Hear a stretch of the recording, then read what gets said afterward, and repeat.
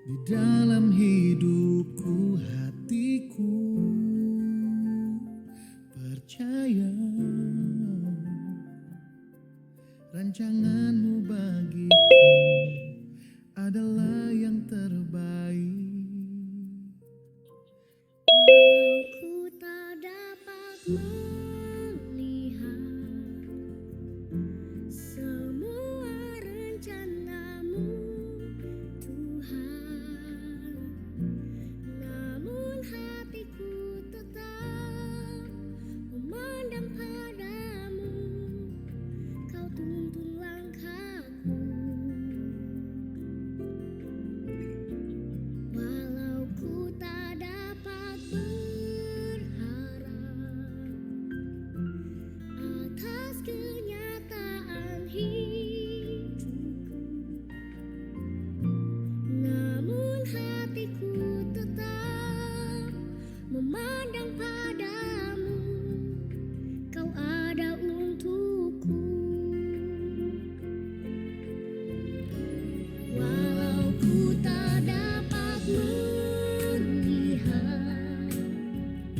semua rencanamu, Tuhan, namun hatiku tetap memandang padamu.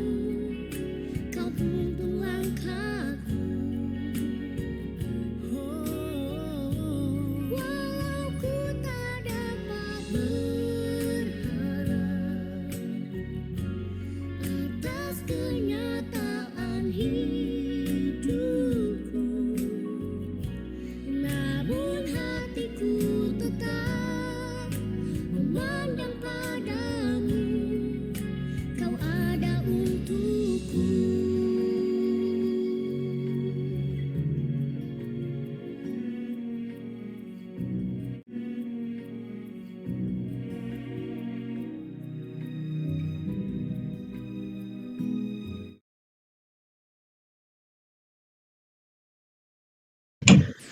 Oke, halo semua. Apakah suara saya terdengar? Kalau terdengar boleh kasih reaction. Oke, thank you buat responnya. Oke, selamat pagi semua. Selamat datang kembali ke ibadah Komisi Remaja di tahun 2021, bulan Juni tanggal 20. Sebelumnya, sebelum saya mau mulai kebaktian kita pada pagi ini, mau ngajak teman-teman nih buat buka kameranya, karena kita udah setahun lebih nggak ketemu, terus nggak bisa ngeliat muka-muka yang unyu-unyu. Ayo buka, ada Odi, ada Michelle, ada Ella, ada Tasya, Darren, Carlos, Nafta, Juliana, Angela, Amel, Natania, Joan, Bagus, Felix, Melis, Michelle, Richard, Magda, dan lain-lain. Oke, kalau teman-teman belum bisa buka, saya mau tunjuk seseorang aja buat menceritakan apa satu hal yang menjadi kesukaan teman-teman di tengah-tengah pandemi, entah itu keterima kuliah atau keterima sekolah atau mendapat bahkan pekerjaan yang bagus gitu. Mungkin boleh minta siapa ya, saya tunjuk ya. Boleh tunjuk Juliana deh, Juliana. Halo Jul. Hai kok. Halo. Oke Jul, sebelum ini kamu itu ada nggak satu hal yang bikin kamu senang walaupun di tengah-tengah pandemi ini, di tengah banyak kesusahan, tapi satu hal ini buat kamu senang banget dan bersyukur banget? Apa tuh Jul? Ada kok. Apa ya? Masih bisa diberi kesehatan, masih bisa melakukan hobi atau meluangkan waktu untuk melakukan yang disukain gitu. Oke. Bagus ya Jul, berarti itu suatu hal-hal kecil yang bahkan kamu sadari itu suatu berkat dari Tuhan yang sehari-hari ada di hidup kita gitu. Oke, thank you Juliana buat sharingnya. Teman-teman, kita mau mulai kebaktian kita, tapi sebelum ini kita mau sama-sama menyembah Tuhan kita. Mari kita angkat pujian, jangan lelah.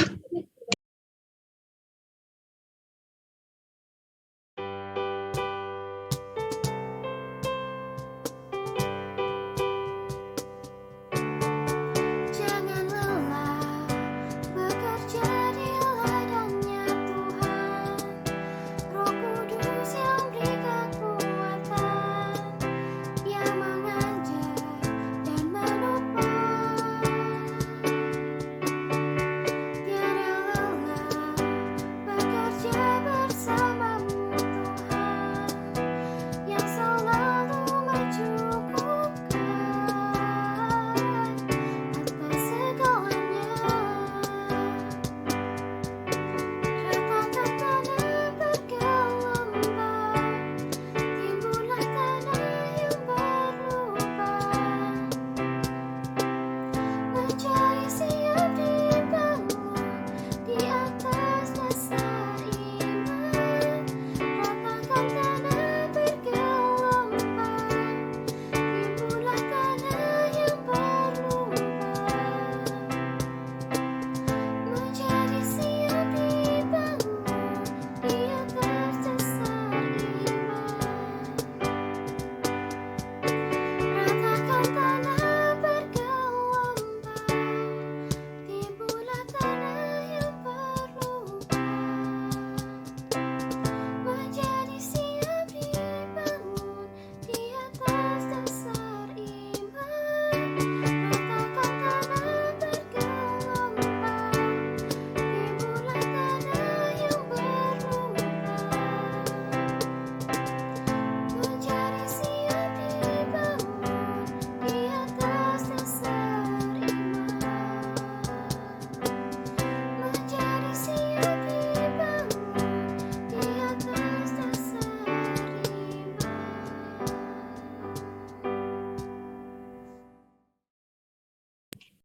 Oke, terima kasih buat pujiannya, memberkati sekali. Teman-teman, sebelum kita masuk firman, kita mau dengar nih apa yang hari ini firman Tuhan sampaikan. Kalau saya lihat flyernya sih, flyer kebaktian itu kayaknya menarik banget sih ya, kayak ada dugem-dugem, alkohol, dan lain-lain, rokok juga kan. Menurut saya ini cocok banget buat remaja-remaja sekarang yang sekarang masih mungkin labil atau masih belum tahu apa yang benar dan apa yang buruk. Nah, saat kita sama-sama belajar firman hari ini, boleh angkat satu pujian lagi.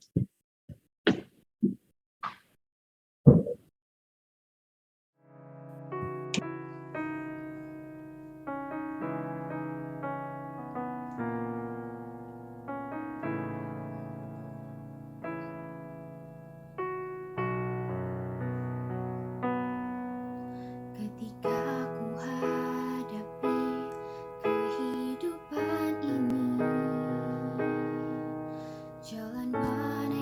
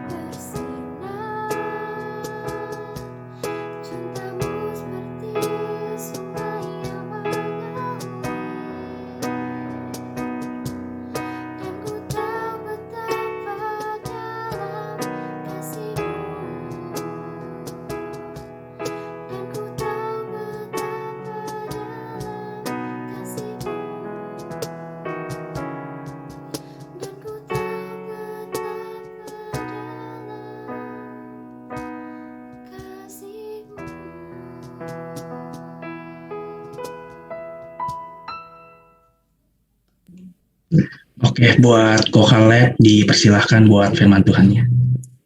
Ya, mari kita bersatu dalam doa. Bapa di dalam surga, kami mau mendengarkan kebenaran firman-Mu ya Bapa. Biarlah sungguh Tuhan pada pagi hari ini kami boleh bersama-sama belajar dari seorang rasul yang juga pernah mengalami hal yang sama dalam menghidupi kehidupannya sebagai orang Kristen yang sejati. Ya Tuhan, kami boleh belajar untuk menjadi anak-anak-Mu yang taat dan setia kepada-Mu ya Bapa. Di dalam nama Tuhan Yesus Kristus kami berdoa. Amin. Shalom semuanya. Shalom Ko. Ya perkenalkan, saya Kaleb, mahasiswa dari Saat ya. Saya saat ini semester 6. Saya sarjana musik gerejawi ya. Saya berkecimpung di dalam bidang musik gerejawi. Mayor saya piano, jadi saya fokusnya di piano klasik, tetapi saya juga bisa di pop, saya juga band biasanya di gereja asal saya ya. Saya bukan orang GKI, tapi saya bersyukur saya bisa di tengah-tengah kita semua karena kita semua adalah saudara di dalam Kristus. Nah teman-teman, mungkin kita sering sekali dengar kata ini ya, jangan sok suci gitu ya. Ini sebuah cemooh, sebuah hinaan yang mungkin sering sekali kita dengar, namun saya nggak tahu saat ini apakah masih ada ya di sekolah atau di kampus cemooh-cemooh seperti ini yang dilontarkan kepada orang-orang yang sok suci gitu. Namun saya rasa bentuk modernnya saat ini bukan lagi dalam perkataan lu sok suci, tapi lebih kayak ke sikap atau misalnya mereka cuek kepada kita atau kita tidak mau dianggap sebagai teman, tidak mau diterima di dalam komunitas dan mereka kadang merasa jijik kepada kita. Nah, mengapa mereka kemudian bisa merasa jijik kepada kita atau mereka kemudian cuek, tidak mau menerima orang-orang seperti ini? Ya karena pada dasarnya kita berbeda dari mereka. Nah, yang saya maksudkan di sini berbeda adalah bahwa kita itu hidup di dalam Kristus, sedangkan mereka adalah orang-orang dunia yang tidak mengenal Kristus. Mereka itu anti terhadap hal-hal yang spiritual, anti terhadap hal-hal yang rohani. Jadi sedikit-dikit kalau kita ngomongin soal Tuhan, soal lu berdoa atau misalnya lu datang ke gereja, itu pasti mereka udah wait, gue nggak mau denger itu. Lu sok suci banget sih gitu. Alah kalau lu nggak mau ngikut-ngikutan, aduh gitu ya. Jadi mereka anti terhadap hal-hal spiritual, ya. Tetapi juga ada di antara kita yang mungkin tidak pernah mengalami hal demikian. Saya rasa ada nggak ya mungkin di antara kita yang tidak pernah dikatain lu sok suci? Mungkin ada, atau mungkin kita juga tidak ada yang pernah dicuekin, kemudian tidak diterima, ditolak dalam sebuah komunitas atau dianggap jijik atau najis ya, karena pada dasarnya kita memang tidak pernah menghidupi sebagai seorang Kristen sejati. Kita tidak pernah menghidupi kehidupan spiritual yang benar gitu ya. Hanya jika kita sungguh-sungguh hidup sebagai anak Tuhan yang sejati, maka ada kemungkinan kita akan mengalami hal demikian. Tapi kalau nggak ada, mungkin akan diragukan teman-teman. Atau namun, ada juga di antara kita yang takut untuk dikatain sok suci. Takut untuk hidup suci, sehingga kita kemudian jadi apa teman-teman? Kemudian kita menjadi kompromi dengan dosa. Kita ikut-ikutan dengan komunitas yang bukan Kristen. Maksud saya bukan berarti kita tidak boleh berkomunitas di dalam agama lain, kita berteman dengan agama lain, namun maksud saya adalah kehidupan kita yang kemudian kita campur baurkan dengan dunia ini, yang tidak lagi mencerminkan Kristen yang murni, Kristen yang sejati. Teman-teman, saya akan mengajukan sebuah pertanyaan berikut ini. Apa sih kata pertama yang muncul ketika saya mengatakan siapa dirimu? Siapa dirimu? Kata apa yang pertama muncul ketika saya bertanya, siapa dirimu? Mungkin ada yang berkata, seperti tadi, WL tadi, Anius, ya saya Anius. Atau saya adalah seorang siswa di bla bla bla. Atau misalnya saya adalah saya adalah gamers. Atau saya adalah yang lain-lain gitu ya. Banyak ada. Kita mendefinisikan diri kita gitu ya. Siapa diri kita? Nah, teman-teman, jawaban pertama yang muncul dari dalam pikiran kita itu sesungguhnya mencerminkan bagaimana kita berpikir tentang diri kita, bagaimana kita menghidupi kehidupan kita, bagaimana kalian melihat diri kalian. Ketika saya mengatakan misalnya saya adalah seorang pianis, maka saya akan melihat diri saya sebagai seorang pianis. Gitu ya, saya menghidupi diri saya mencintai musik, saya mencintai piano, saya akan les, saya akan studi dengan baik gitu ya. Saya akan mengejar impian saya sebagai seorang pianis. Tidak peduli yang lain. Kehidupan saya semuanya fokusnya di dalam siapa diri saya. Teman-teman, tapi tahukah kita bahwa kita adalah anak-anak Allah?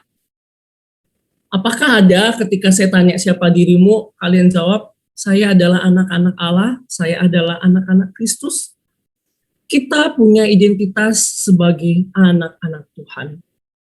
Dulu kita identitasnya adalah keakuan, ya. Kita punya identitas sebagai seorang pendosa. Karena pendosa inilah maka senternya, fokusnya menjadi keakuan, menjadi aku, pianis, ya. Atau saya adalah anak orang kaya, saya anaknya berprestasi, saya pintar, ya. Saya adalah orang yang rajin pelayanan dan lain hal.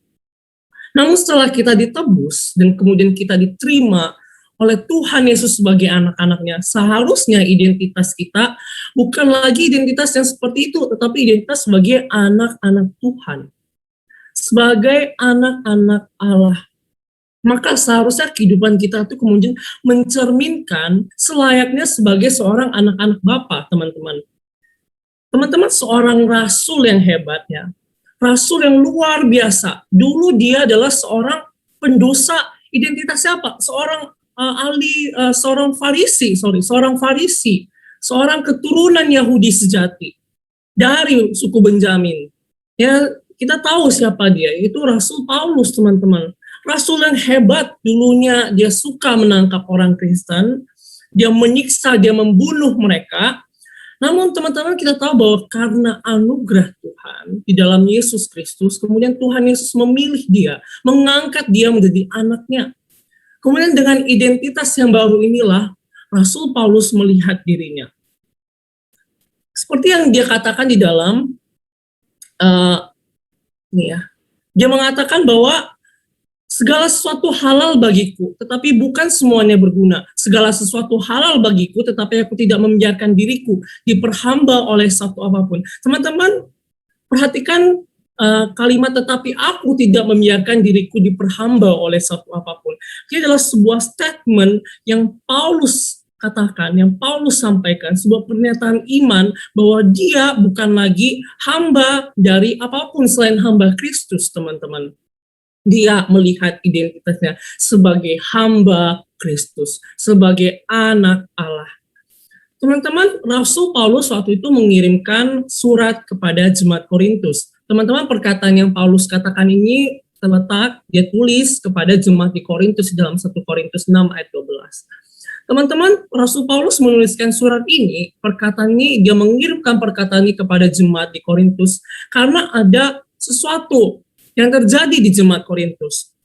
Pada saat itu jemaat Korintus mengalami hal-hal seperti ini. Ada skandal. Skandal di mana? Skandal yang di mana di sana ada kasus pelanggaran susila yang serius di Korintus.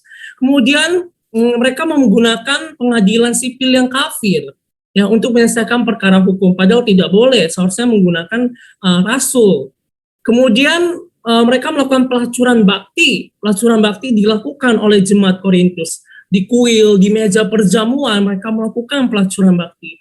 Bahkan pelacuran bakti yang mereka lakukan lebih serius. Tidak hanya secara heteroseksual, namun homoseksual mereka lakukan, teman-teman. Teman-teman, di tengah kondisi seperti ini, apa sih yang menyebabkan hal ini terjadi? Mengapa kemudian terjadi pelacuran bakti? Ya, terutama yang kita mau fokuskan adalah di dalam pelacuran, karena ketika Paulus mengatakan segala sesuatu halal bagiku, itu di dalam konteks terjadinya pelacuran, terjadinya pencabulan, teman-teman. Nah, teman-teman, pada masa itu ada sebuah paham yang bernama Gnostisisme, ya. Ini bacanya Gnostisisme. Nah, Gnostik ini adalah paham yang kemudian dipengaruhi oleh filsuf terkenal yang bernama Plato. Kita sering sekali dengar filsuf Yunani yang bernama Plato, yang mendukung adanya dualisme roh dan materi. Jadi, roh tubuh ini, mereka percaya bahwa tubuh ini pada dasarnya jahat dan roh ini pada dasarnya baik. Jadi apa, teman-teman, sebagai hasilnya, apapun yang mereka lakukan dengan tubuh mereka itu tidak ada gunanya, ya. Jadi apapun yang mereka lakukan dengan tubuh mereka ya tidak ada guna, tidak ada artinya. Oleh sebab itu mereka bisa melakukan apapun dengan tubuh mereka, ya, karena bagi mereka kehidupan yang sejati adalah di dalam roh saja. Mereka hidup di dalam roh, jadi tubuh itu tidak ada gunanya. Ditambah lagi, teman-teman, kemudian gabungan antara paham Gnostisisme dengan ajaran hypergrace pada masa itu kemudian membentuk sebuah paham Kristen Gnostik, teman-teman, yaitu sebuah bidat, sebuah sekte sesat yang berkembang pesat pada abad 3 pertama, teman-teman. Di mana hypergrace ini menekankan bahwa kita tidak lagi hidup di bawah hukum Taurat. Kita telah dibenarkan di dalam Kristus, kita telah dibebaskan. Oleh sebab itu, ya lakuin aja semua dosa, toh pengampunan Tuhan itu selalu mengalir. Jadi mereka menyimpang, mereka memiliki pemahaman yang ekstrim. Sehingga teman-teman mereka kemudian lakuin saja pelacuran bakti. Toh nggak apa-apa toh, ya lakuin sajalah. Teman-teman, kemudian ayat ke-12 yang kita baca tadi, segala sesuatu halal bagiku ini adalah sebuah semboyan yang sangat terkenal pada masa itu. Dan semboyan yang lain ada seperti misalnya makanan adalah perut dan perut untuk makanan. Tetapi bagi mereka makanan itu tidak hanya sekedar makanan seperti ini, makanan secara harafiah. Namun bagi mereka seks juga adalah makanan. Makanan untuk apa? Untuk mengenyangkan hasrat mereka. Teman-teman, semboyan apa sih yang hidup dan tinggal bersama dengan kita saat ini? Ada YOLO, you only live once, ya. Kita sering sekali dengar, ya lu cuma hidup sekali lah. Alah, udah nggak apa-apa, yang penting lu happy, lu nggak usah terlalu stres, lu nggak usah mikirin dosa, lu nggak usah mikirin orang tua lu nggak usah mikirin bagaimana komunitas gereja orang memandang lu. Lu hidup seapa adanya diri lu, seotentik diri lu, ya. Kalau lu misalnya seperti lakuin, udah yang penting lu happy, nggak apa-apa. Kemudian kita hidup di zaman postmodernisme, teman-teman. Apa sih postmodernisme, teman-teman? Nah, itu zaman di mana kebenaran menjadi relatif lagi. Di mana kebenaran kemudian tidak ada yang mutlak. Ya, semua orang punya kebenarannya masing-masing. Ya, dia benar sih, ya lu benar gitu ya. Atau kemudian agama menjadi pluralisme. Ya, kita melihat bahwa semua agama sama aja lah. Lu nggak usah terlalu fanatik. Ngapain lu? Masa Tuhan Yesus satu-satunya juru selamat? Enggak lah, semua agama tuh punya juru selamatnya. Yang penting lu baik lah, semua agama mengajarkan kebaikan. Teman-teman, kemudian kekristenan menjadi ancaman yang besar. Ya, karena kekristenan mengklaim bahwa agamanya memiliki kebenaran mutlak. Alkitab adalah kebenaran mutlak. Kemudian apalagi, teman-teman, semangat hedonisme, teman-teman. Jadi kita jangan salah berpikir bahwa hedonisme selalu berkaitan dengan kehidupan yang berfoya-foya, ya. Lu ngabisin duit untuk beli barang-barang branded berarti lu hedon, bukan, teman-teman. Tetapi hedonisme dari bahasa Yunaninya yaitu hedone, itu berarti kesenangan, teman-teman. Artinya apa? Artinya mereka memiliki pemahaman, mereka memandang bahwa kesenangan itu number one. Kenikmatan dan kebahagiaan tuh tujuan hidup mereka. Ya, yang penting lu happy tadi ya. Nggak usah lah mikirin itu dosa. Udah Kaleb, lu stres banget sih lu hidupnya. Lu ngapain sih mikirin jadi hamba Tuhan? Udah lah, lu jadi pianis saja, lu sekolah tinggi yang baik, yang benar. Udah, lu bisa cari duit, lu bisa nanti nyenengin orang tua, lu bisa traveling keluar. Ngapain lu capek-capek jadi hamba Tuhan? Ya, hedonisme, teman-teman. Kita hidup di dunia yang broken, teman-teman. Namun bukan berarti, teman-teman, bahwa dunia sekarang ini lebih broken daripada dulu. Kagak, teman-teman. Salah jika kita sering sekali dengar ya, aduh zaman sekarang makin hancur lah, aduh lihatlah anak-anak milenial sekarang, aduh generasi Z, aduh itu hancur banget nih, generasi micin, dikit-dikit micin ya, dikit-dikit ya, generasi FF gitu ya, Free Fire dan segala macam. Kita dengar orang generasi yang aduh kacau lah, mau apa nih jadinya generasi seperti ini. Ya, kita sering dengar mungkin dari orang tua kita, aduh dulu ingatlah zaman mama dulu, jangan papa dulu, aduh kalau anaknya bandel dipukul, bagaimana. Kita sering sekali mendengar zaman makin hancur, teman-teman. Padahal nyatanya zaman dari dulu sampai sekarang begitu-begitu aja, teman-teman. Dari zaman Paulus kita lihat juga sama parahnya.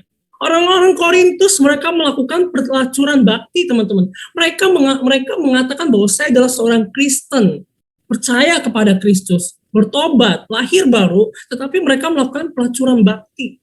Mereka seks dukuil, mereka cari pelacur.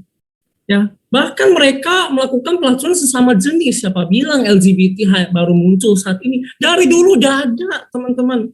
Maka saya ingin mengatakan bahwa Alkitab ini relevan, teman-teman.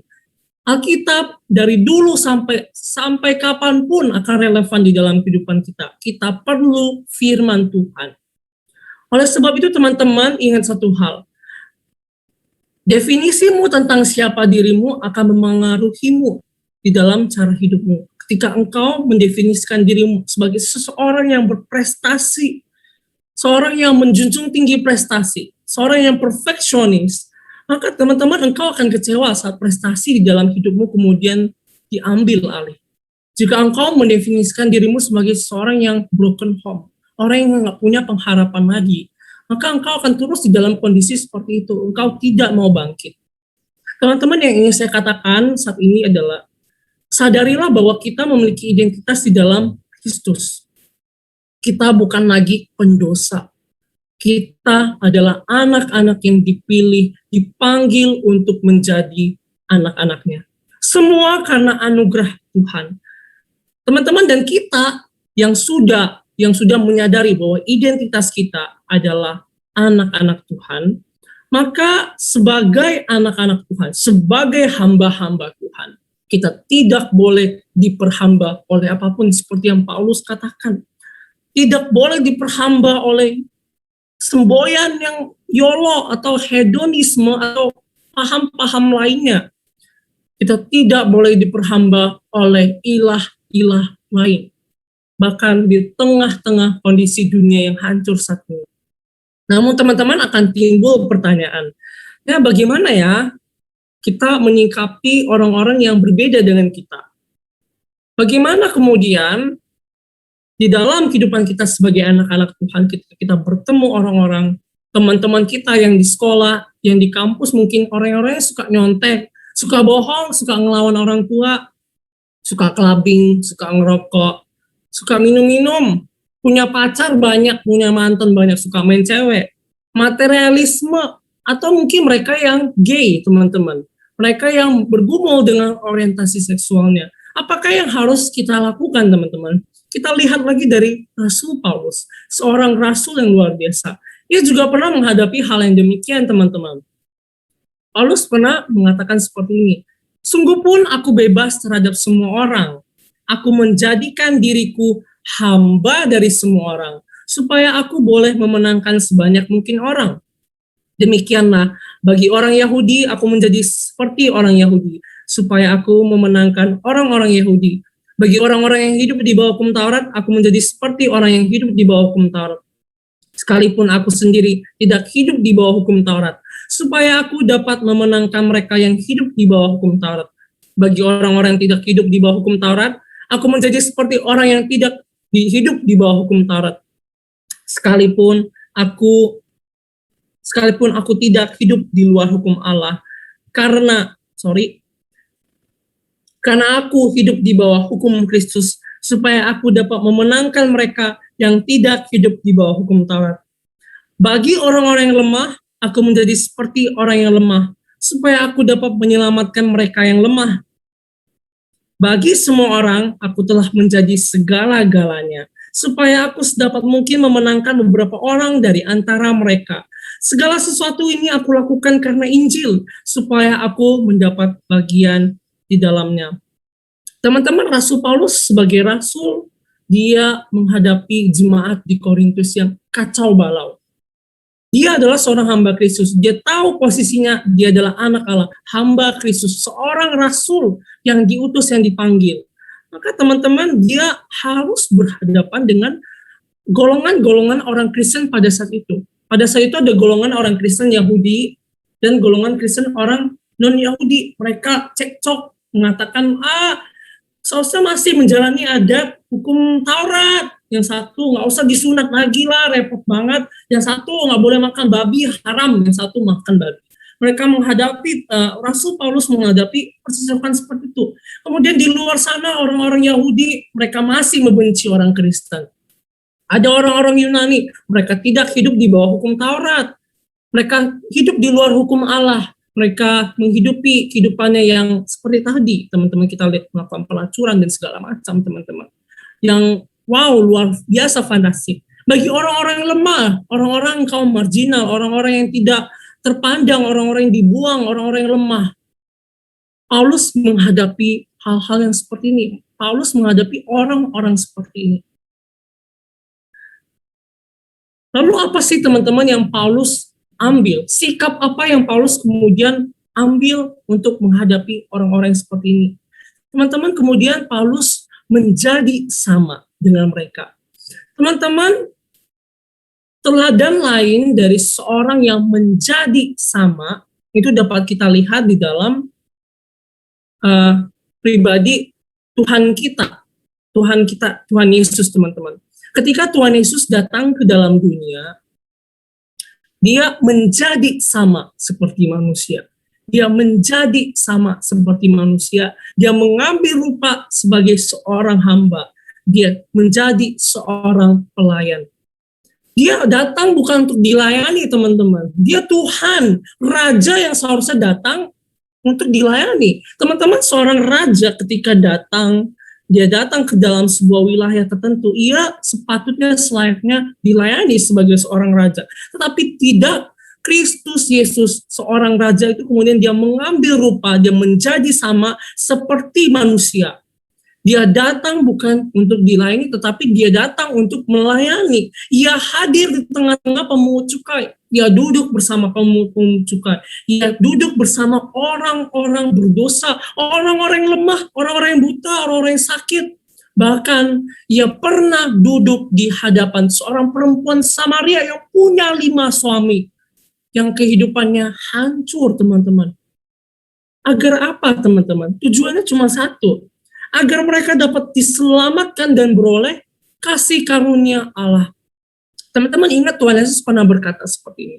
Bukan orang sehat yang memerlukan tabib, tetapi orang sakit. Bukan orang sehat yang memerlukan tabib, tetapi orang sakit. Sekarang yang memerlukan kita, mereka orang-orang yang tidak sehat. Teman-teman kita yang saat ini di dalam kondisi menuju kebinasaan. Hidup di dalam materi, mereka suka nyontek, mereka suka ngelawan orang tua, mereka suka berbohong, punya pacar banyak, clubbing, rokok, narkoba, atau mereka yang LGBT bahkan. Mereka adalah orang-orang yang saat ini sakit. Mereka memerlukan tabib. Mereka perlu Tuhan Yesus. Teman-teman, menjadi sama bukan berarti kita berkompromi dengan dosa. Melainkan itu menjadi kesempatan bagi kita untuk berelasi dengan dunia dan memberitakan Injil. Menjadi sama seperti Paulus katakan, aku menjadikan diriku hamba bagi semua orang. Bukan berarti dia menjadi hamba bagi dosa. Hambanya, tuannya tetaplah Kristus, yang melayani Kristus, tetapi kemudian ia memberikan kesempatan bagi dirinya untuk berelasi dengan dunia dan memberitakan Injil. Kita tidak menjadi orang yang anti terhadap orang-orang yang berdosa, teman-teman. Kita tidak menjadi orang yang anti terhadap teman-teman kita yang berbeda dengan kita. Mereka yang suka nyontek, mereka yang suka mabuk-mabukan, mereka yang suka ngerokok, mereka yang LGBT. Terutama mungkin saat ini di Indonesia masih banyak sekali orang yang tertutup pikirannya. Dengar ada orang yang LGBT, apa sih, jijik, takut gue digangguin, udah gak mau. Kita menjauhi orang-orang yang sebenarnya mereka sedang mencari kasih Kristus. Mereka juga pengen hidup normal, hidup seperti kita. Hidup yang selayaknya, hidup yang damai, yang penuh dengan sukacita. Hidup untuk dikasihi, diterima apa adanya mereka. Teman-teman mungkin saat ini kita merasa, aduh kok Caleb susah banget sih untuk menjalaninya. Rasanya gimana ya, gue tuh gak punya kemampuan untuk mendekati teman-teman seperti itu. Gue punya teman yang kayak gitu kok, tapi rasanya gimana ya, sulit. Gue gak tahu caranya gimana. Gue gak tahu caranya gimana untuk menginjili mereka. Gue gak tahu caranya gimana kemudian untuk menegur mereka, menasihati mereka. Jadi bagaimana? Teman-teman, apakah solusinya kita harus sekolah teologi dulu? Kita harus masuk ke SCT? Atau kita nunggu seorang hamba Tuhan di sini, hamba Tuhan di GKI Perniagaan, untuk kemudian kita suruh, kok bantuin dong, Injili deketin dia. Kita merasa hamba Tuhan lebih layak untuk menolong. Atau apakah kita membutuhkan skill? Kita ikut coach, kita ikut coaching atau life skill atau counseling course yang bisa menolong kita untuk bagaimana kita bisa mengkonseling mereka, kita bisa mendidik, mengajar mereka. Ya teman-teman, mungkin bagi sebagian orang itu adalah solusinya teman-teman. Ya, kita mengasah kemampuan kita. Namun itu bukanlah solusi utama yang diperlukan. Karena teman-teman, Rasul Paulus pernah mengatakan seperti ini. Sekalipun aku dapat berkata-kata dengan semua bahasa dan bahasa malaikat, tetapi jika aku tidak mempunyai kasih, aku sama dengan gong yang berkumandang dan canang yang gemerincing. Sekalipun aku mempunyai karunia untuk bernubuat dan aku mengetahui segala rahasia dan memiliki seluruh pengetahuan, dan sekalipun aku memiliki iman yang sempurna untuk memindahkan gunung, tetapi jika aku tidak mempunyai kasih, aku sama sekali tidak berguna. Dan sekalipun aku membagi-bagikan segala sesuatu yang ada padaku, bahkan menyerahkan tubuhku untuk dibakar, tetapi jika aku tidak mempunyai kasih, sedikit pun tidak ada faedahnya bagiku. Tanpa kasih, lu akan menjadi sama seperti gong yang berkumandang dan canang yang bergerincing. Tanpa kasih, lu tahu segala sesuatu rahasia di dunia ini, lu S3 teologi, udah pendeta bahkan sekalipun. Atau lu punya iman yang sempurna untuk memindahkan gunung, lu konselor hebat, jago, lu belajar skill banyak sekali. Tapi kalau lu gak punya kasih, tidak akan berguna. Sekalipun hidup lu orang dermawan, suka sedekah, bagi sedekah ke orang-orang. Lu lihat orang tersentuh, lihat pengemis di tengah jalan, lu kasih duit. Lu rela berkorban agar diri lu dibakar, tapi kalau tidak mempunyai kasih, gak ada faedahnya. Teman-teman, jadi solusi utamanya bukan masuk SCT, bukan kemudian lu belajar teologi, lu baca Alkitab, cari solusi gimana caranya berpikir dengan keras. Solusi utamanya adalah lu punya kasih itu atau enggak sih? Kasih adalah pendorong dan motivasi utama di dalam kita melayani Tuhan dan melayani sesama. Teman-teman, begitu juga pun dasar dari segala sesuatu yang Kristus lakukan bagi kita.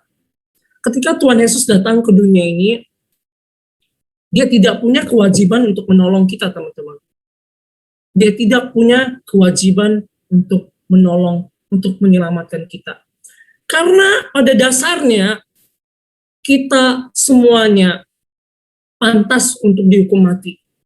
Tapi teman-teman, karena kasihnya, karena dia mencintai engkau dan saya, dia rela mati bagi kita. Dia hadir di tengah-tengah kita. Dia yang seharusnya Allah yang kudus, yang tidak boleh, yang tidak layak sepantasnya tinggal bersama orang-orang berdosa. Dia datang hadir di tengah-tengah kita. Duduk bersama orang-orang pemungut cukai, duduk bersama orang-orang Farisi ahli Taurat yang munafik. Dia duduk di depan seorang perempuan Samaria. Dia datang di hadapan seorang perempuan pelacur.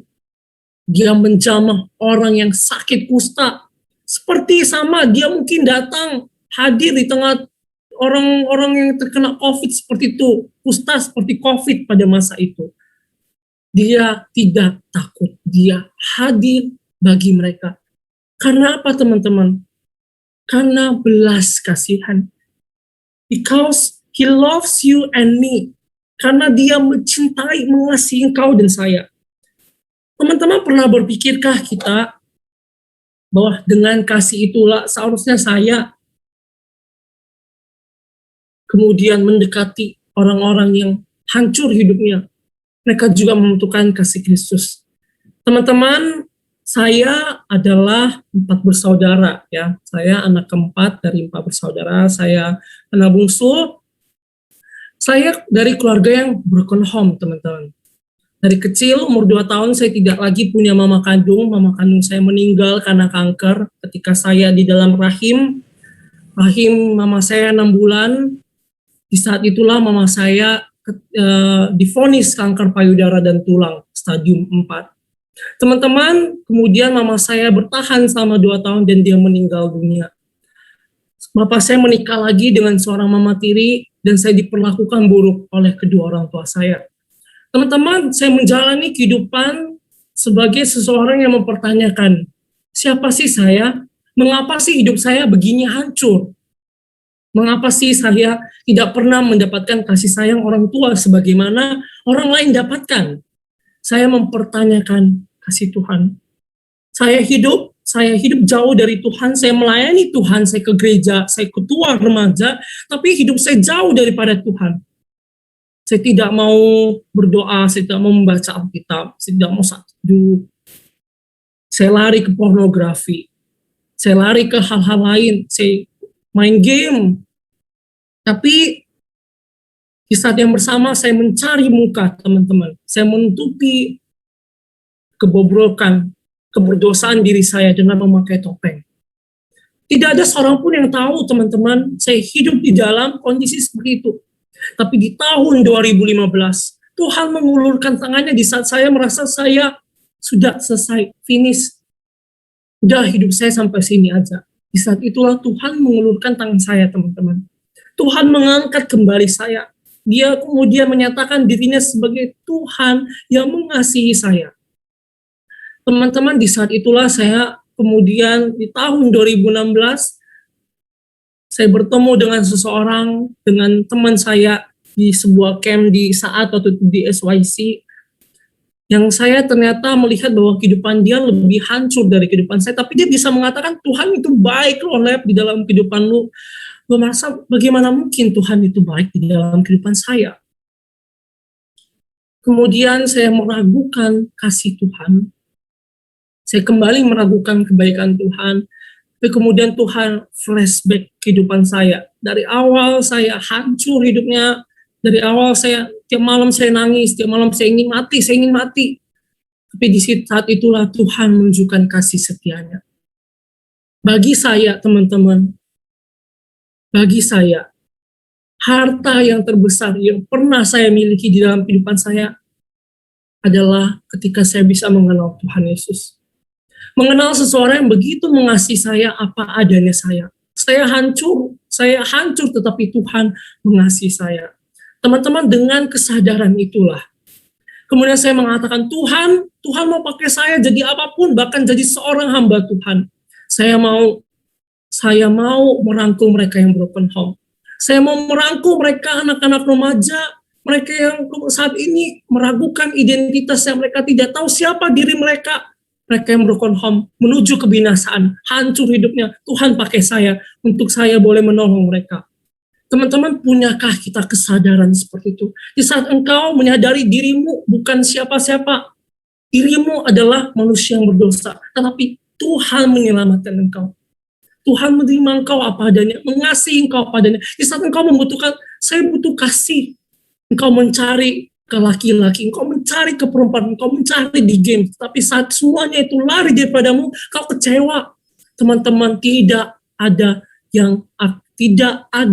yang akan pernah mengecewakan engkau selain Kristus. Tuhan tidak pernah akan mengecewakan engkau. Dia mengasihi engkau apa adanya. Tetapi teman-teman ingatlah, Tuhan Yesus mengasihi kita apa adanya, tapi Dia tidak akan pernah membiarkan kita di dalam keapa adanya kita. Dia akan mengubah kita, Dia akan membentuk kita, meskipun itu sakit, meskipun prosesnya penuh dengan luka, tetapi percayalah teman-teman, kita akan menemukan harta yang terindah di dalamnya. Itu di mana kita dibentuk menjadi serupa dengan Kristus. Teman-teman, dengan kesadaran inilah kita sebagai anak-anak Tuhan, sebagai anak-anak remaja pernias yang hadir saat ini, punya hak kita kesadaran untuk kita menjangkau teman-teman kita, yang mereka yang hidupnya saat ini hancur, mereka yang hidupnya membutuhkan kasih Kristus. Punyakah kita kesadaran untuk menjangkau orang-orang seperti mereka? Teman-teman, mari kita menutup ibadah ini di dalam doa. Tuhan Yesus, kami mengucap syukur Tuhan untuk kebenaran firman-Mu Tuhan yang boleh kami dengar, kami renungkan bersama Tuhan. Tuhan, kami telah mendengarkan kebenaran firman-Mu ya Bapa. Kami telah melihat Tuhan bagaimana saat ini dunia hancur, dunia yang menuju kebinasaan, dunia yang membutuhkan kasih Kristus. Tuhan, tolonglah kami sebagai anak-anak-Mu Tuhan, untuk menjadi alat untuk Engkau pakai, untuk memberitakan kasih-Mu Tuhan, untuk hidup sebagai anak-anak-Mu, untuk hidup sebagai apa yang sesuai yang Tuhan inginkan, untuk hidup menjadi serupa dengan Kristus Tuhan. Tuhan, tolonglah setiap kami, dan biarlah kuasa Roh Kudus yang senantiasa menolong setiap anak-anak-Mu, setiap hamba-hamba-Mu ini Tuhan, untuk menghidupi menjadi seorang anak Tuhan, seorang hamba-hamba Tuhan, seorang pelayan-pelayan yang selayaknya sudah seperti Engkau kehendaki Tuhan. Terima kasih Tuhan Yesus. Bila segala kemuliaan, segala hormat kami kembalikan hanya di dalam nama Tuhan Yesus Kristus. Amin. Teman-teman, saya ingin mengajukan sebuah, kita habisnya akan breakout room ya, tetapi saya ingin membagikan sebuah dua pertanyaan. Mungkin pertanyaan ini akan saya tulis di chat. Nanti mungkin ada pengurus HR yang akan membagikan kita di dalam breakout room. Teman-teman, ada dua pertanyaan yang akan kita renungkan. Yang pertama adalah, oke, sambil saya ketik ya, sorry teman-teman, lupa ketik. Ya,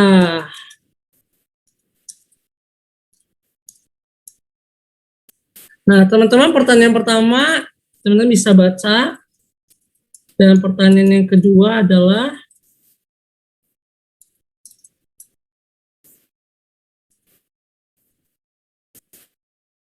ya, jadi ada dua pertanyaan. Yang pertama, kamu pilih yang mana? Mending disebut jangan sok suci oleh teman-temanmu atau menjadi sok suci di gereja. Maksudnya seperti ini. Teman-teman tinggal di gereja, teman-teman datang ke KR, teman-teman ikut persekutuan, tapi teman-teman sok suci. Pakai topeng, ya. Kemudian hidup lu sebenarnya broken, tapi lu pakai topeng. Lu menutupi diri lu. Jadi pilih yang mana? Mending dikatain sok suci, jangan sok suci sama teman-teman di luar sana karena memang lu suci, lu jalani hidup yang suci, atau lu menjadi orang yang sok suci di gereja dan menjadi orang yang berbeda ketika di luar gereja.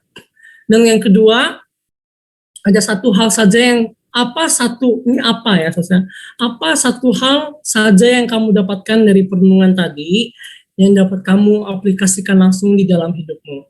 Ya teman-teman, silakan bisa masuk ke dalam breakout room.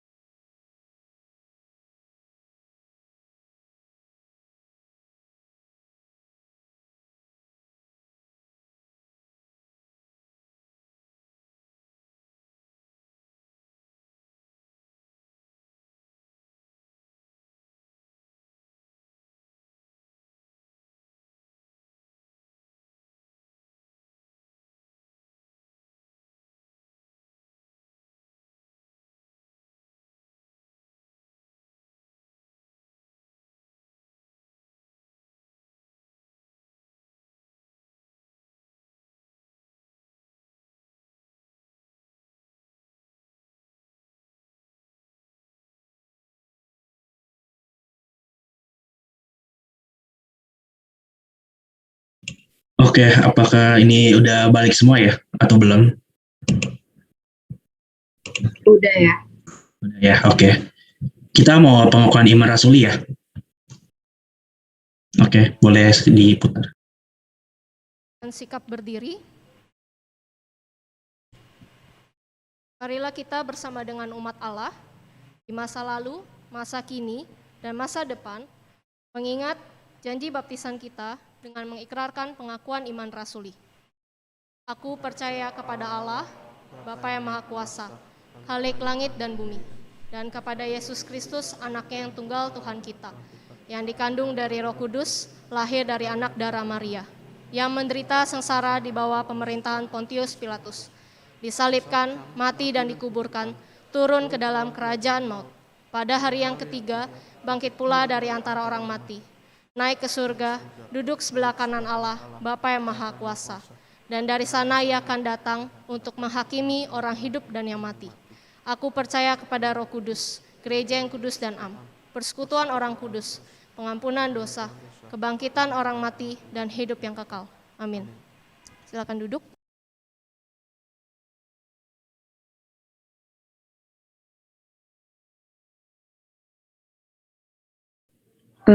Hai semua, sekarang kita mau doa syafaat, dan untuk doa syafaat kali ini kita akan mengangkat beberapa pokok doa.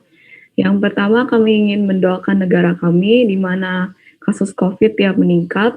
Yang kedua, kami juga ingin mendoakan untuk gereja, untuk segala pelayanan dan acara gereja dapat berjalan dengan lancar.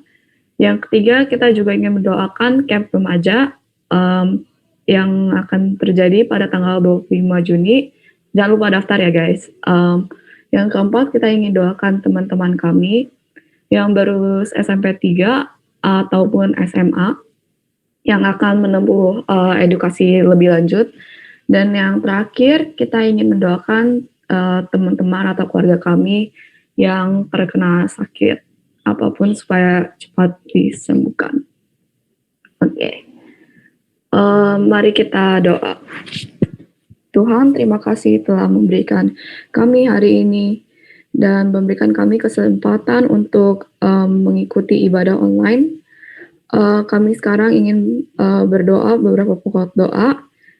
Yang pertama, kami ingin mendoakan negara kami di mana kasus COVID yang sedang meningkat. Kami ingin mendoakan agar para pemerintahan, tim medis, dan lain-lainnya dapat menangani COVID dengan baiknya. Mari kita angkat doa ini.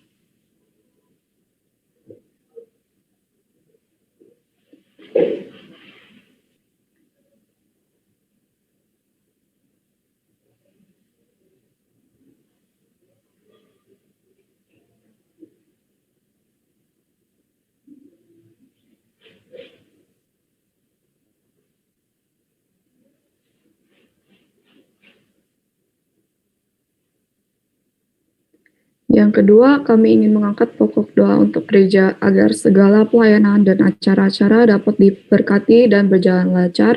Berkatilah juga semua pelayanan yang gereja akan lakukan dan supaya semuanya akan diberkati. Mari kita berdoa.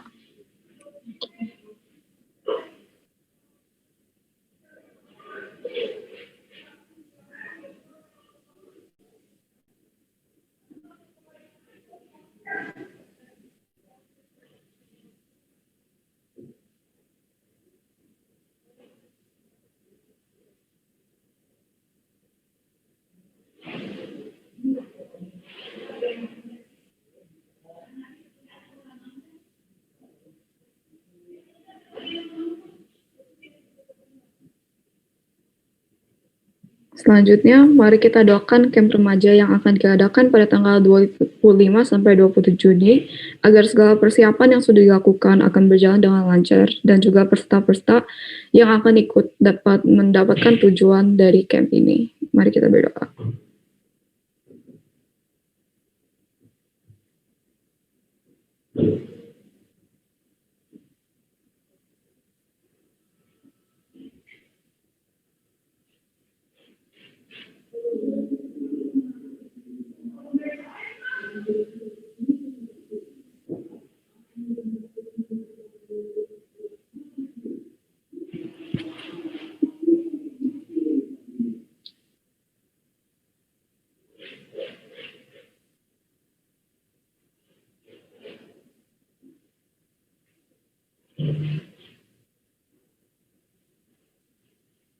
Selanjutnya, mari kita doakan teman-teman kami yang baru lulus SMP 3 ataupun SMA yang akan menempuhkan edukasi lebih lanjut agar semuanya dapat diperlancarkan.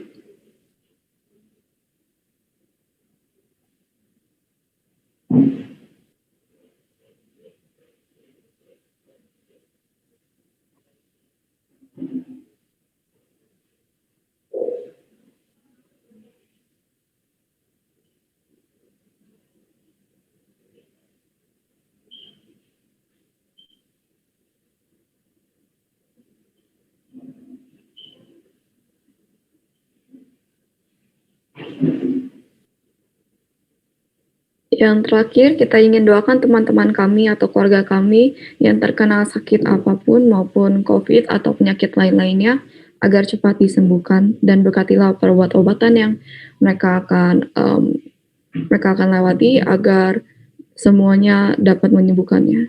Mari kita berdoa.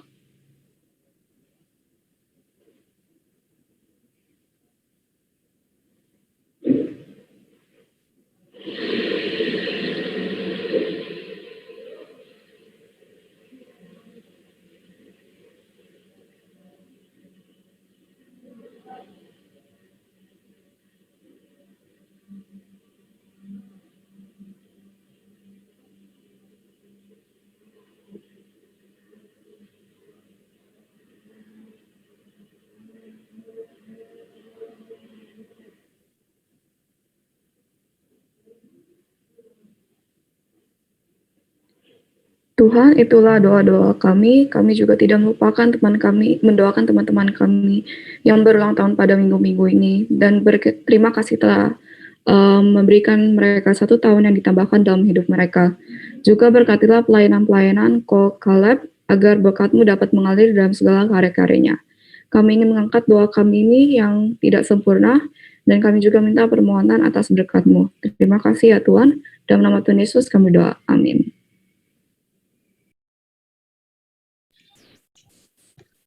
Oke, thank you buat Ko Caleb, buat firmannya, buat breakout room, dan doa syafaatnya.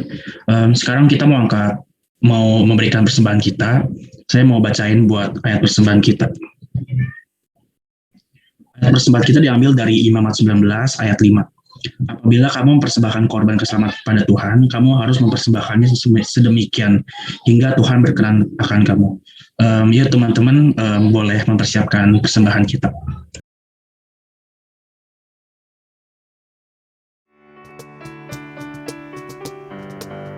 Berlimpah sukacita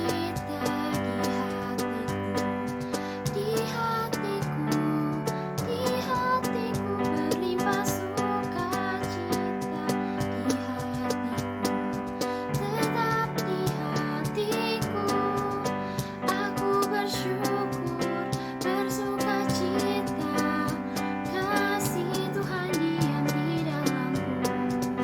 Aku bersyukur, bersukacita, kasih Tuhan diam di dalamku.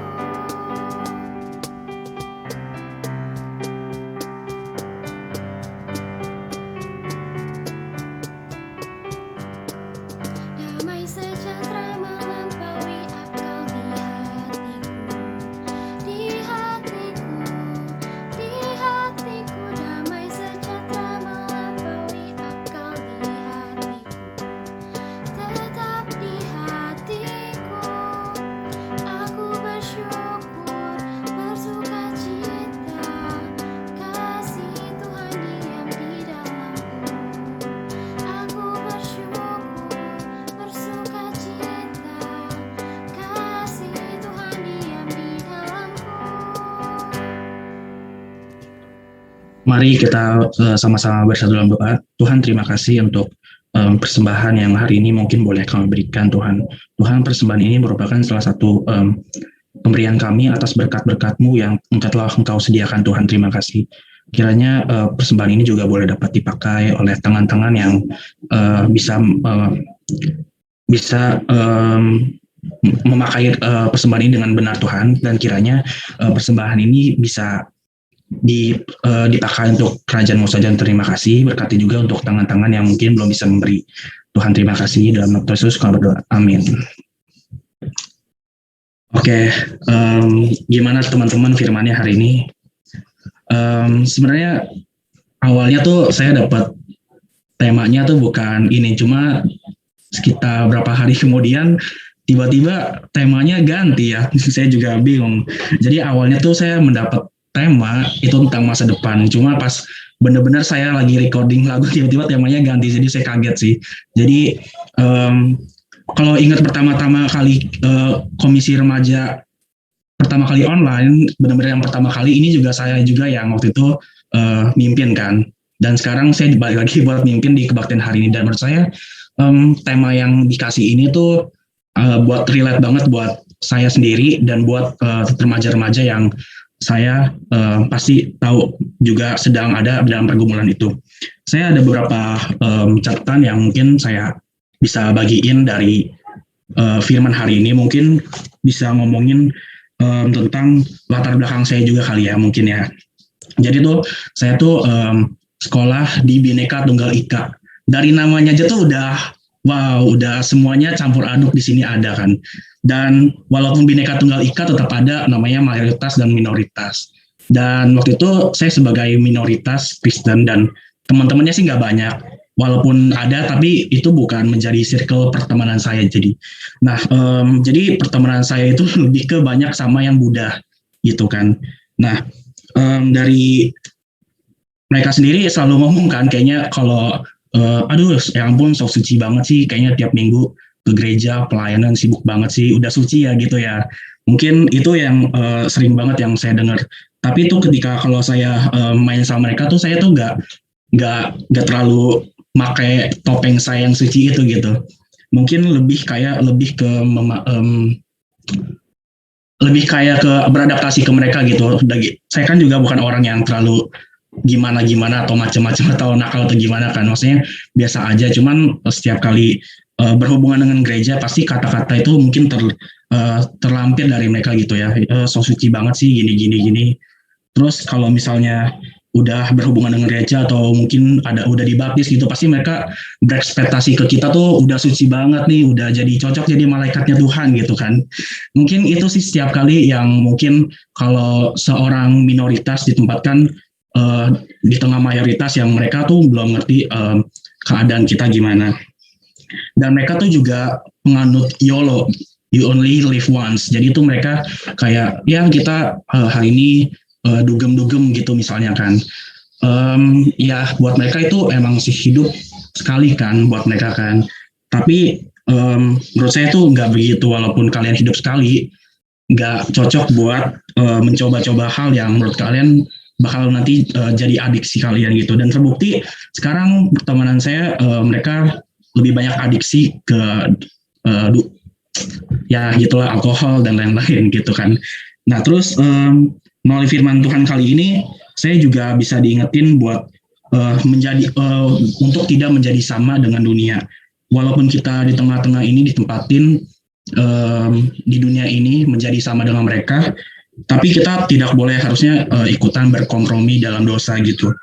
Malahan kita harus menjadi sama dengan mereka untuk berelasi dan menyebarkan Injil mereka. Nah mungkin menurut saya tadi saya udah ngomong sih sempat di breakout room, kalau kita sama-sama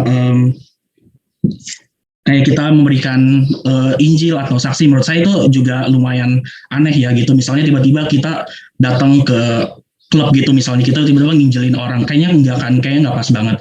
Tapi gimana sih cara kita buat menjadi Injil tersebut? Kita harus menjadi kitab yang terbuka di mana-mana orang bisa melihat kehidupan kalian gitu. Jadi semisalnya nggak mesti menginjili orang, kalian berbuat baik, mengasihi mereka, terus nggak berbuat jahat sama mereka. Mereka tuh pasti mikir kan, kalau orang waras harusnya mikir, kok nih orang baik banget gitu sama gua gitu kan, kok nih orang kayaknya nggak pernah macem-macem kayak gua kan gitu. Menjadi kitab terbuka yang bisa orang-orang lihat dan bisa orang-orang saksikan gitu. Jadi bisa jadi kitab yang terbuka, dan semoga menjadi kitab yang terbuka itu kita memberikan pengharapan ke mereka walaupun hidup mereka sudah hancur atau mereka ke arah yang salah, mereka juga tahu kok hidup dia nggak sama kayak gue, harusnya gue juga bisa dong sama kayak dia dalam sikap pengharapan ini loh gitu. Semoga kata-kata yang saya sampaikan jelas ya. Terus menjadi kasih buat semua orang. Kiranya kita sama-sama semua hidup mengandalkan Tuhan dan boleh sama-sama belajar untuk melibatkan Tuhan dalam segala aktivitas kita. Jadi kita tidak salah arah. Yuk teman-teman, kita sama-sama mau angkat pujian. Kita mau dengar bagaimana Tuhan berfirman dan memberikan kasih Tuhan kepada kita.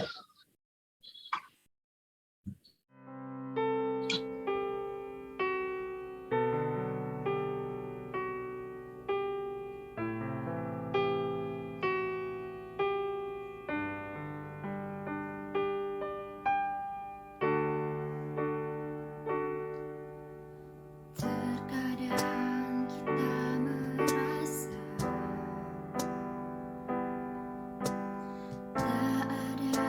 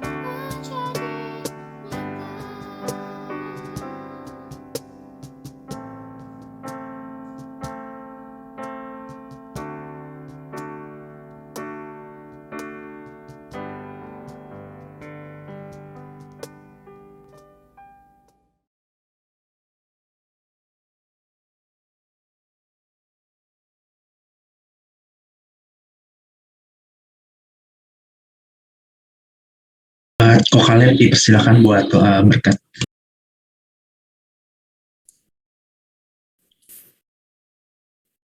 Baik, teman-teman, kita akan menutup ibadah kita pada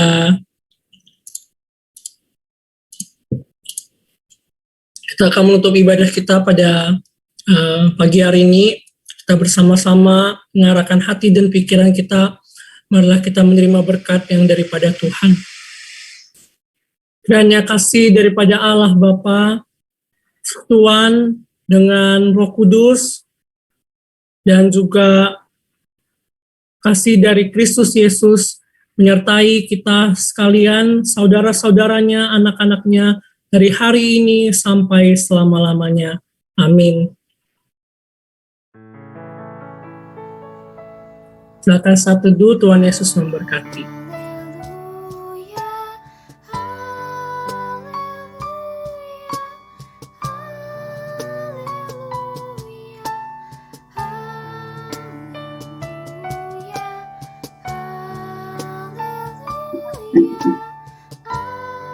Haleluya, Ini gak ada haleluya ya. Oke, saat teduh selesai. Gue bingung. Gue nyanyi Nunggu sendiri gitu haleluya. kan di rumah. Iya. Apa perlu gue nyanyiin sekarang nih? Oh, sorry. Enggak apa kok itu yang videonya Oh, gak ada. emang laptopnya lagi error Laptopnya kok. lagi Oke. error kok. Sorry. Gak apa kok. Ini mau saya perwakilan aja gak dijawab kalian gitu. Mungkin Erik Oke, bisa guys. nyaliin Rick. Oh iya, welcome guys to CG. Kita hari ini agak beda memang, saya juga panik gitu kan. Ya, halo guys, halo. Nah, seperti biasa, kita sebelum mulai CG, kita mau ada publikasi dulu nih. Mana antek-antek saya. Ayo, nah itu dia. Ayo, Ner, langsung Ner. Oke, jadi mau publikasi, tapi perlu share screen nggak? Kayaknya nggak perlu deh, tiap minggu Gak usah lah PPT-nya ya. sama. Oke, pokoknya kita minggu depan tanggal 26 hari Sabtu mau bikin acara ke Peak Island, dan kabar buruknya adalah sekarang nggak bisa nyewa sepeda lagi di Peak Island karena corona masih jadi rame. Terus jadi kita mau ngajak kalian semua nggak harus bisa naik sepeda buat dateng. Terus kita mau bikin acara fun jog, jadi kita jogging. Terus kita juga mau bikin gamesnya sebentar doang sih. Pokoknya jadi yang nggak bisa naik sepeda jadi nggak ada alasan buat nggak ikut. Terus kita pokoknya seru dan kita bisa ya main-main bareng, terus lari-lari, jogging-jogging, yang mau jalan doang juga boleh, yang punya anjing yang mau dibawa juga boleh. Pokoknya semua ikut aja tanggal 26 jam 4 sore, itu setelah kita camp remaja itu selesai jam 3. Jadi kita yang nggak punya kendaraan bisa kumpul di gereja, dari gereja ke piknik apa, kemungkinan kalau nggak nebeng kita mau coba usahain buat pesenin Grab atau mau minjem mobil gereja, tapi nanti pokoknya beres dah, pokoknya kalian nanti bisa nyampe ke Pik walaupun nggak punya transportasi. Terus pokoknya gampang, kalian tinggal isi link nih, bentar saya kasih tuh, isi form itu. Terus pokoknya kalau udah kedaftar di situ kalian bakal dapat minum 1 botol, dapat transportasi, terus bisa main-main, pokoknya beres deh. Tapi kalau makan nggak ditanggung. Terus pokoknya udah silakan daftar, silakan diklik, terus diisi datanya deh. Oke, see you next Saturday. Ya teman-teman, jadi jangan lupa langsung join aja, pasti ada saya sama Darren, karena kita juga panitianya kan. Kita publikasi, kita juga pasti ada. Jadi teman-teman langsung join aja, karena ya jadi kalau ngomongin sepeda kok bisa nggak jadi sepedaan sih ya, karena kemarin saya udah survei dan banyak toko-toko sewa-sewa di sana yang udah ditutup gitu ya. Nggak tahu sih kenapa, kayaknya katanya ada berita ada yang jatuh. Cuma saya nggak tahu, kalau cuma jatuh biasa kan, maksudnya mikir kan dia yang salah ya naik sepeda, kenapa nggak bisa, tapi kenapa ditutup. Cuman ya udahlah ya, itu kan kebijakan dari PIK ya, itu harus kita terima lah, kan bukan tanah kita, tanah dia ya kan. Nah jadi teman-teman, jadi jangan lupa kita datang aja, karena walaupun konsepnya kita ganti jogging, walaupun di posternya sepedaan tuh di Planet Mars gitu kan sepedaan, tapi kita jadi jogging nggak apa-apa lah ya. Jadi jangan lupa langsung aja daftar di, kalau nggak salah ada link ini gg.gg ya, gg.gg/physics, tapi Iya, kalau jadi di Zoom nggak bisa diklik. betul, oke. Jadi kalian langsung aja tuh, kalau nggak klik linknya tuh ya di docs.google yang kalian harus hafal sendiri kodenya gitu ya. Nah teman-teman, ya oke, welcome to CG. Sebelumnya kita lihat dulu, ada anak-anak baru kan? Kayaknya nggak ada yang baru katanya. Ada nggak sih guys? Oke, kelihatannya nggak ada, berarti jemaat kita setia semua, kalimat yang sudah repetitif gitu ya. Nah, teman-teman, karena sebenarnya hari ini kan kita, kita kan udah mau minggu-minggu ke bulan remaja nih, teman-teman. Saya udah kasih dulu nih, ini udah mau bulan-bulan remaja gitu kan. Jadi, saya bakal kasih info nih, kayaknya minggu depan kita bakal ada acara yang spesial gitu ya, bukan spesial sih ya, kita tetap ada permainan biasa, tapi kali ini hadiahnya bakal lebih fantastis gitu. Ternyata budgetnya, saya gak jangka budgetnya besar sekali gitu, jadi budgetnya kalau nggak salah bisa beli rumah kalau nggak salah gitu ya. Jadi tenang aja gitu, teman-teman langsung aja join nanti minggu depan, karena jadi minggu kedua terakhir kita dari tim kebersamaan juga bakal siapin yang lebih baik lagi ya, karena hadiahnya besar kan teman-teman. Nah jadi teman-teman jangan lupa untuk join di bulan remaja di minggu depan ya teman-teman, karena minggu ini kita nggak ada games gitu kan, kita minggu lalu sudah ada games gitu. Pembicara baru adanya, ada pembicara baru juga minggu depan bahkan. Oh ini katanya ada yang baru nih, Samuel. Halo Samuel, masih ada sih Samuel? Coba kita cari ya Samuel. Oh masih ada. Hai Samuel. Hai. Oh hari ini nggak ada yang baru, tapi bicara baru hari ini, maksudnya kok Kaleb Cie. Thank you kok Kaleb hari ini. Maaf ya, saya emang lagi kurang gini nangkep di otaknya nih. Halo Samuel. Samuel bisa buka suara? Ini Samuel nama baru sih, saya baru sadar. Halo. Salah itu, Sam. Hah? Anak itu. Oke, ya oke, berarti di pareng. Aduh, saya ditipu gitu ya, saya di PHP kan. Oke ya, jadi teman-teman jangan lupa buat join di minggu depan, karena minggu depan pasti bakal asik banget ya, kayak bulan remaja. Dan juga jangan lupa udah hari minggunya kita berolahraga, sebelumnya kita ada ini nih, kita ada olahraga. Nah tapi sebelum ada olahraga kita juga ada acara lagi guys, camp remaja. Jadi Jumat Sabtu Minggu kali padat tuh hidupnya kan. Ya teman-teman, kabar saya nggak bisa share screen bisa nggak sih? Coba ya guys, saya coba dulu ya. Saya tahu saya laptop saya sama Zoom tuh kayak ada berantem gitu, nggak tahu kenapa, kayak mereka nggak saling bercintai bersama gitu kan. Jadi rasanya aneh gitu. Ini laptop memang nggak menerima keberadaan Zoom. Bentar guys, saya coba share screen ya. Di mana share screen 1. Oh bisa. Oke. Ya teman-teman, jadi jangan lupa langsung aja yang buat umur 15 sampai 17 tahun, kita masih ada camp remaja teman-teman. Hari Jumat ini, sisa 5 hari lagi, yang saya belum upload nanti di Instagram. Jadi teman-teman langsung aja daftar di bit.ly/campfixyou. Ingat 15 sampai 17 tahun, ingat teman-teman, acaranya cuma setahun sekali teman-teman. Jadi jangan dilewatin, karena percaya atau enggak ini acara bakal seru banget teman-teman, walaupun ya dalam bentuk online ya, jadi anggap aja ini camp online gitu ya. Nah teman-teman, jadi jangan lupa langsung aja daftar, ajak teman-teman kalian semuanya yang ngerasa kayak saya bakal sendirian ini, dan mumpung lagi online gini, kan langsung ajak aja teman kalian gitu ya, ajak teman-teman sekelas, serumah, selapangan, pokoknya satu komplek, kayak pokoknya terserah, ajak aja. Kalau bisa tetangga juga diajakin gitu, kalau bisa emaknya diajakin, nggak boleh karena ya umurnya kan di atas 17 tahun ya. Jadi langsung aja daftar teman-teman. Tuh itu ada linknya, bit.ly/campfixyou. Kalau misalkan mau nanya lebih lanjut lagi, boleh kontak saya ya. Ini bisa kelihatan nggak sih? Ya ini dia. Langsung kontak aja saya di bawah sini, ada nomor telepon saya dan juga ada line saya.